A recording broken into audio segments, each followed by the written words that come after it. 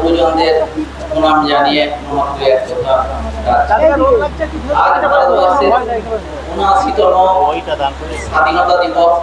এই স্বাধীনতা দীর্ঘ ১৯০ বছরের ইংরেজ শাসনের পর আমরা এই স্বাধীনতা পেয়েছি।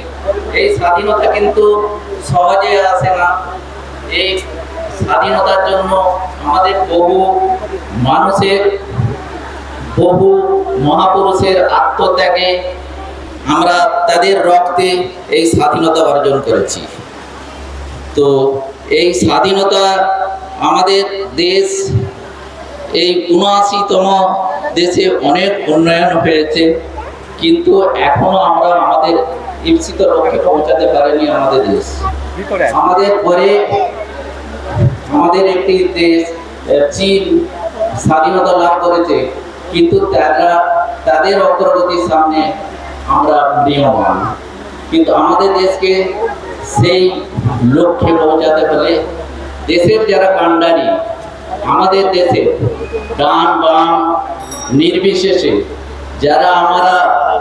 যাদের আশীর্বাদে তারা আজ আমাদের দেশের কাণ্ডারি, তাদের হাতেই আমাদের দেশের ভবিষ্যৎ।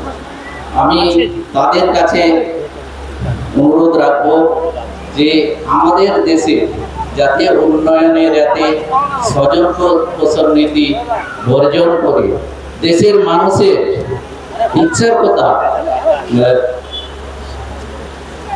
মানে যাতে তারা নতুন প্রজন্মের কথা ভেবে দেশের উন্নয়নের কাছে আরো একটি শক্তিশালী সমৃদ্ধশালী বাংলা গড়তে সহায়তা করেন।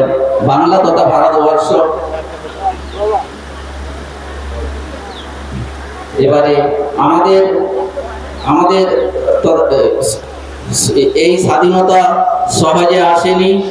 সেই স্বাধীনতা শত শহীদের প্রতি তবেই আমাদের আত্মসমর্পণ হবে। সেই সময়কার গোখলে বলেছিলেন, what Bengal things today, India things tomorrow. কিন্তু আজ বাংলা যা ভাবে, ভারতবর্ষ পরের দিন ভাববে। কিন্তু আজ বাঙালিদের কি অবস্থা? বাঙালিরা সেই তাদের গরিমা ধরে রাখতে পারছে কি? প্রশ্ন রইল। এই গরিমা যারা আমাদের দেশের কাণ্ডারি, তাদের বাংলার গর্ব ফিরিয়ে নিয়ে আবার বাংলা তথা ভারতবর্ষকে বিশ্বের দরবারে একটি সম্মানিত স্থানে প্রতিষ্ঠা করতে পারে, তার আবেদন রইল। এই বলে আমি আমার পক্ষ। অসংখ্য ধন্যবাদ।